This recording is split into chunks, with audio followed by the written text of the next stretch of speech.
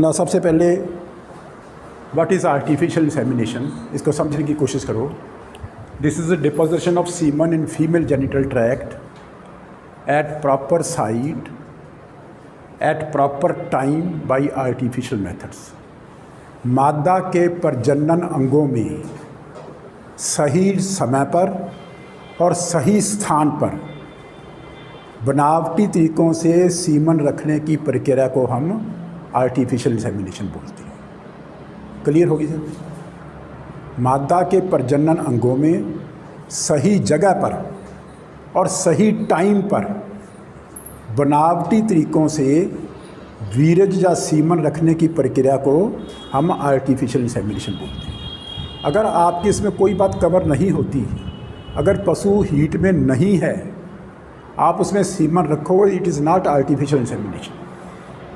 अगर आपने सही जगह पे सीमन को नहीं रखा, आपने उसको वजाइना में छोड़ दिया, ठीक है ना, that is not proper artificial insemination. It must be at proper site, it must be at proper time also.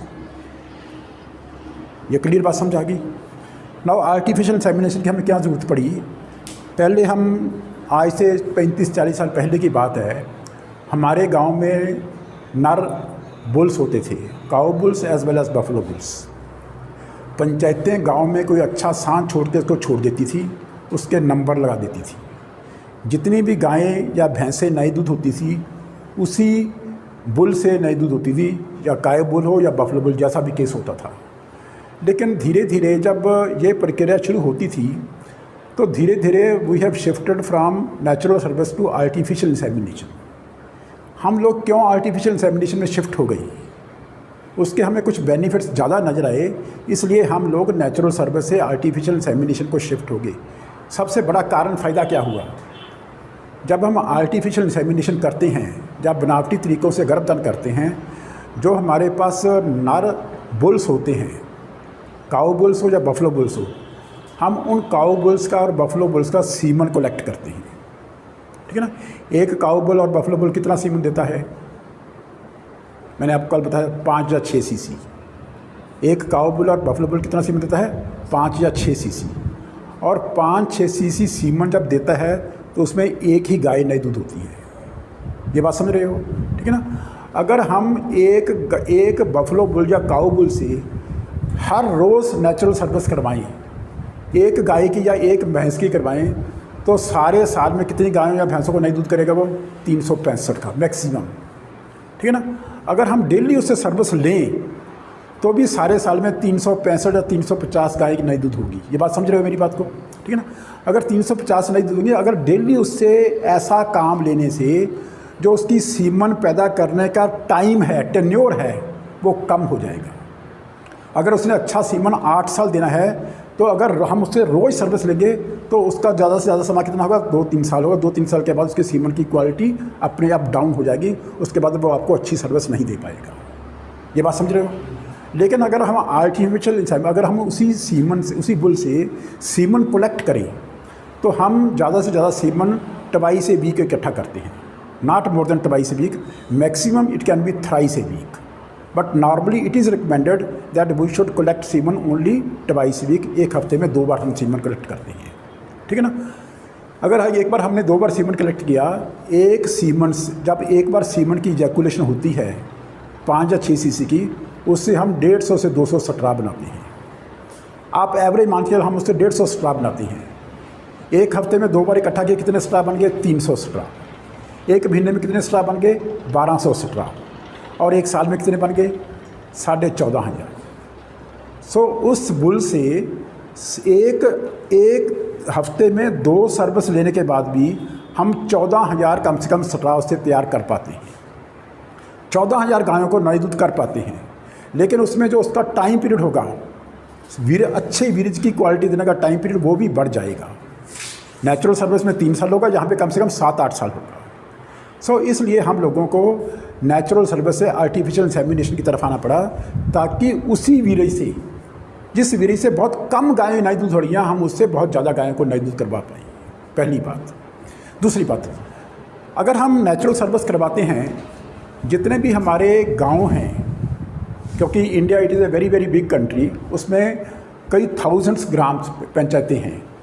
अगर सभी गांव में एक एक बुल दें, काऊ बुल दें, एक एक बफलो बुल दें, तो हमें कितने बुल्स पैदा करने पड़ेंगे, लाखों की तादाद में जाएंगे। लेकिन अगर हम अच्छे बुल्स, सिलेक्टेड बुल्स एक स्टेट में 5 या 6 भी पैदा कर लें,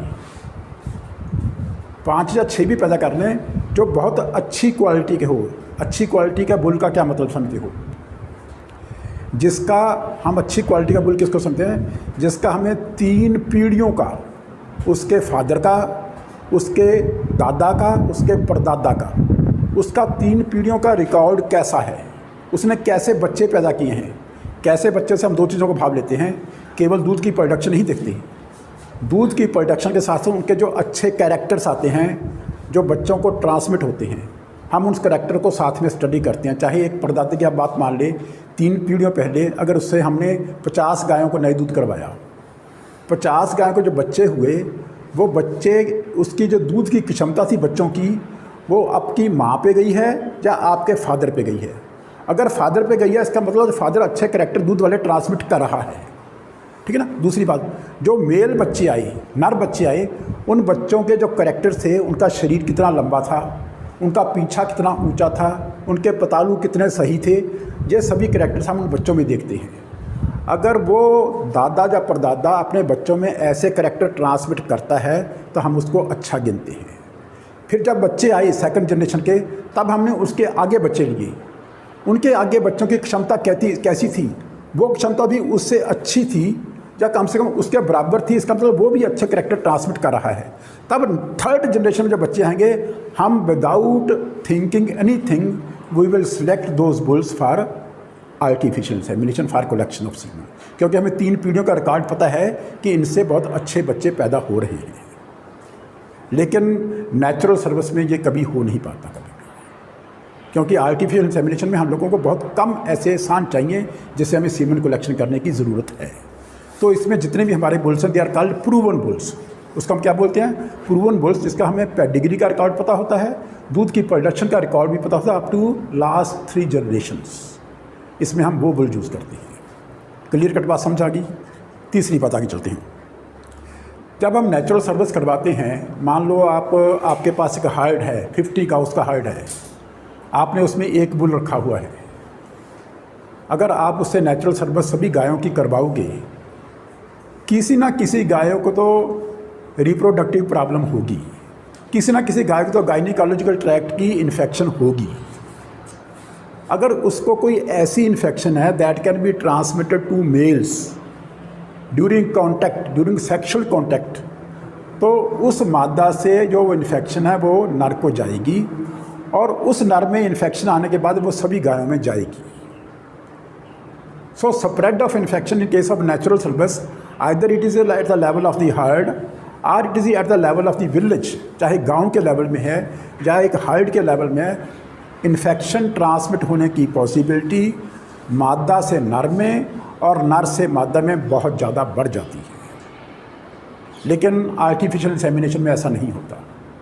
जब आर्टिफिशियल इंसेमिनेशन की बात करते हैं, when you work as technicians, जब आप गायों की इंसेमिनेशन करते हैं, first of all you all examine all the internal genital organs, आप उनकी जेनिटल ऑर्गन्स की एग्जामिनेशन करते हो। जब उसमें आप सर्विक्स की मसाज करके जो वेजाइनल डिस्चार्ज या सर्वाइकल डिस्चार्ज बाहर आता है, आप उस डिस्चार्ज को एग्जामिन करते हो। That discharge must be very clear, it must be very transparent, it should B non coloured, उसका कोई कलर नहीं होना चाहिए। ये बात समझ रहे हो? दैट शुड बी कलरलेस, उसको कलर नहीं चाहिए। अगर उसमें कोई थोड़ा सा येलो स्टिंज्ड है, पीलापन है या लालपन है, that is not fit for insemination, उसमें कोई ना कोई इन्फेक्शन होने के चांसेस होते हैं। लेकिन जब आप यही करोगे तब तो आप लोग इंसेमिनेशन का आप इंटरनल ऑर्गन्स की जजमेंट कर पाओगे। लेकिन जब आप नेचुरल सर्विस करवाओगे बफलो बुल से या काऊ बुल से कम वो जजमेंट नहीं कर पाएगा, उसको नहीं पता लगेगा कि इसके अंदर कोई इन्फेक्शन है। तो आर्टिफिशियल इंसेमिनेशन का क्या फ़ायदा हुआ? हमें मादा के इंटरनल अंगों में अगर कोई इन्फेक्शन हो तो हम लोगों को उसको पता लग जाता है, तो हम लोगों को उसकी इंसेमिनेशन करने की ज़रूरत नहीं पड़ती, हम उस लोगों का ट्रीटमेंट करते हैं। जिससे कम से कम हमारे 21 दिन बच जाते हैं। नहीं तो क्या होगा, बफलो बुल ने तो उसकी नेचुरल सर्विस कर दी, ठीक है ना, it will be loss of 21 days. 21 days के बाद वो दोबारा रिपीट करेगी, again we will go for natural service. जब 2-3 बार सर्विस होगी तब हमें ख्याल आएगा, इसको थोड़ा एग्जामिनेशन करें कि उन्हें कोई क्या बात है क्या बात नहीं है, then we will go for treatment. लेकिन आर्टिफिशियल इंसेमिनेशन में we can go for treatment on the very first stage, उसमें हमारा बहुत सारा टाइम बच जाता है, and that is very much beneficial to the breeders या डेयरी वर्कर्स। ये बात समझ आ गई, क्लियर होगी।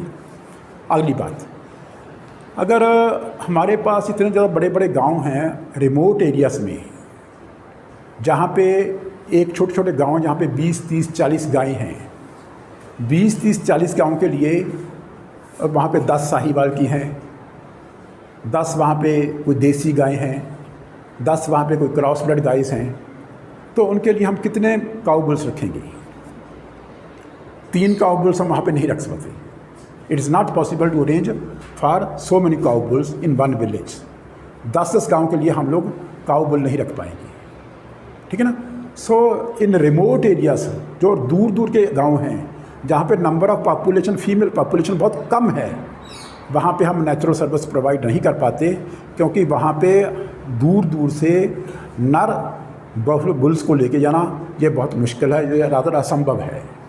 लेकिन as far semen is concern, semen का हमने अपने कंधे पे किराया कैन उठाया, मोटरसाइकिल पे चले, उस गाँव में पहुँच गए। It's very easy and we can take each and every sort of semen.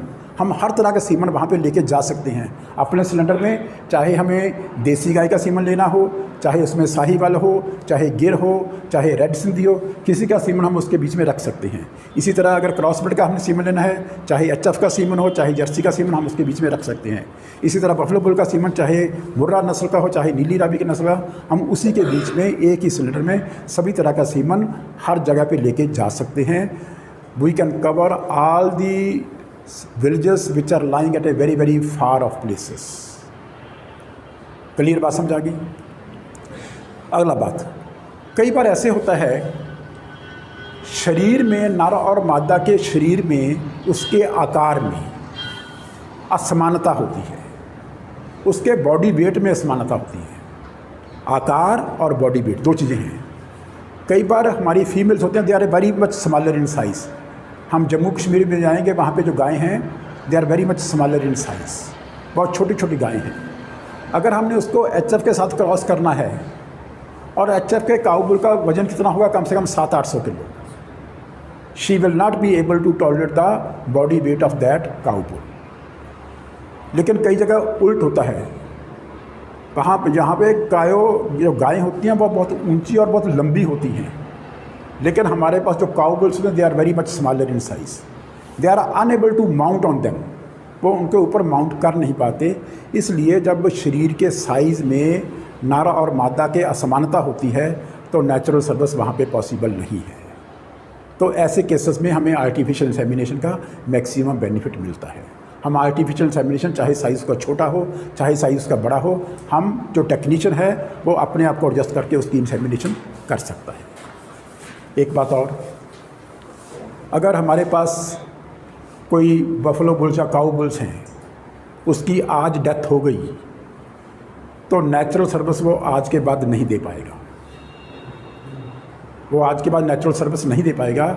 लेकिन उस काऊ बुल का रखा हुआ सीमन, जो हमने सीमन उसका प्रक्योर करके रखा है, that can be used even up to 15 years after his death. 15 साल तक भी हम उसका सीमन यूज़ कर सकते हैं। So this is a big advantage of the artificial insemination. एक बात और, कई बार क्या होता है, एक काऊ बुल या बफलो बुल है, उसके चोट लग गई, चोट लगे क्या हो गया, वो लंगड़ा हो गया, लेमनेस हो गई, ठीक है ना। Then he will not be able to mount on the females, वो मादा के ऊपर चढ़ नहीं पाएगा। जब चढ़ नहीं पाएगा तो नेचुरल सर्विस खत्म हो जाएगी। लेकिन ऐसे काऊ बुल्स या बफलो बुल्स में जो लेम भी हो जाते हैं, उनसे नेचुरल सर्विस तो हो नहीं पाती। लेकिन अगर हम उसे सीमन कलेक्ट करना चाहें, हम सीमन कलेक्ट उसकी, there are 2 methods we can collect semen from those animals, from those lame bulls, ठीक है ना। Without mounting them on some other animals, बगैर किसी दूसरे एनिमल पे माउंट किए बगैर भी, by massage method and by electric ejaculation. There are two methods.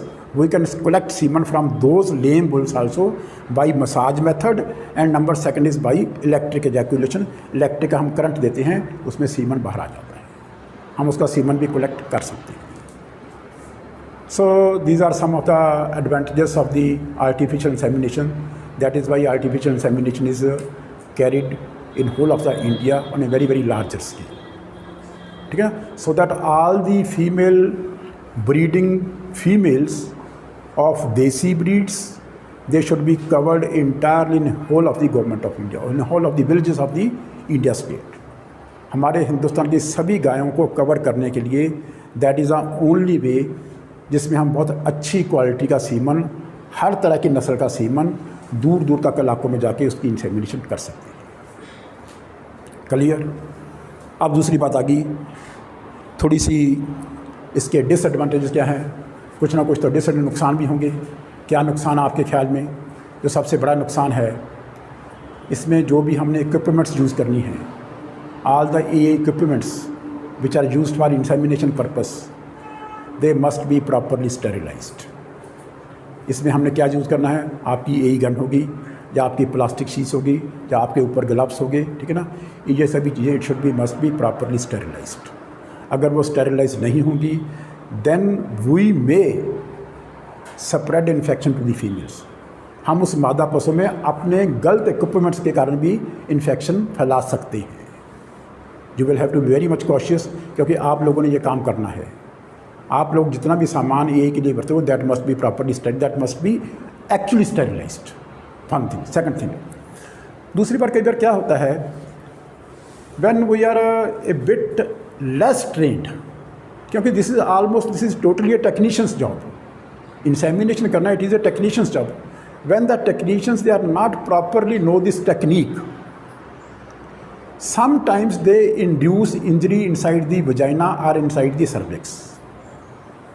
कई बार क्या होता है, अनजान बंदा, चाहे आप टेक्नीशियन हो, लेकिन you become good technicians only by virtue of experience only. ठीक है ना, कई अनजान टेक्नीशियंस उसके अंदर, वजाइना के अंदर, उसमें इंजरीज कर देते हैं ड्यू टू एई गन, या उसके सर्विक्स के अंदर इंजरीज कर देते हैं. अगर एक बार इंजरी हो जाती है तो उसमें इन्फेक्शन होने के चांसेस भी बढ़ जाते हैं. तीसरी हमें सबसे बड़ी जो प्रॉब्लम आ रही है वो है कि हमारे हिंदुस्तान में basically it is a religious country. उसमें पहले लोग सोचते थे कि ये बनावटी तरीके से किसी पशु को गर्भदान करना ये पाप है, ये इसको पाप समझते थे. जब हम गांव में जाते थे, लोग हमें मखौल करते थे, डॉक्टर साहब आप कैसी बातें करते हो. लेकिन धीरे धीरे जब साइंटिफिक युग आया है, तो कम से कम अब सभी गांव के लोग ये समझते हैं कि without this artificial insemination we can not improve the breeds of India. Breed improvement करनी सबसे ज़रूरी है, क्योंकि हिंदुस्तान के जो कैटल ब्रीड्स हैं उनके एवरेज दूध की प्रोडक्शन 2 से 2.5 लीटर है. आज भी जो हिंदुस्तान की देसी गायों की दूध की प्रोडक्शन है वो 2 से 2.5 लीटर एवरेज है. अगर 2 से 2.5 लीटर वाली गायों को हम पालेंगे तो हमारी दूध की प्रोडक्शन फिर इंक्रीज़ कैसे होगी. सो दूध की प्रोडक्शन को इंक्रीज़ करने के लिए either we should go insemination with the exotic breeds, और we should go with insemination from the selected desi breeds. 2 तरीके हैं हमारे पास. या तो हम वलैती जो गायों का वलैती काऊ बुल्स का सीमन लेके आएँ, उससे इंसेमिनेशन करें तो हमारे में इम्प्रूवमेंट होगी. या दूसरा क्या तरीका है, हम देसी गाय में सेलेक्ट करें, जैसे साहीवाल होगी, साहीवाल के काऊ बुल को हमने सेलेक्ट किया, ठीक है ना, उसके दूध की प्रोडक्शन 15-16 लीटर है. In that way we can break improvements. So there are only 2 ways, either by selection of the indigenous breeds और by cross breeding with the exotic breeds. So these are some of the disadvantages of this artificial insemination. But if we wanted to improve our breed very fastly, very rapidly, and we want to increase our milk production in India, then we have to go for artificial insemination. Okay, 15 दिन।